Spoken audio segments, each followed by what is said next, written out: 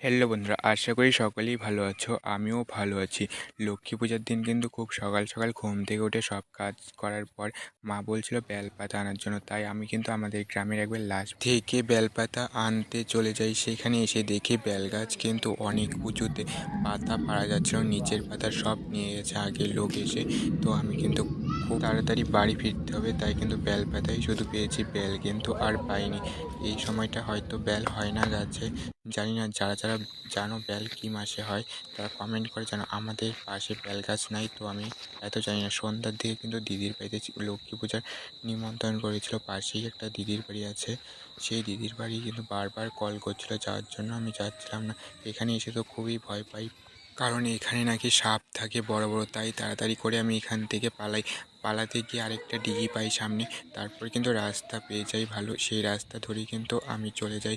তার কিছুক্ষণ হাঁটার পর কিন্তু এই দিদির বাড়ি পৌঁছে যাই। দিদি আবার প্রসাদ দিয়ে তাই মা বাবার জন্য। তো লাইক শেয়ার সাবস্ক্রাইব করে পাশে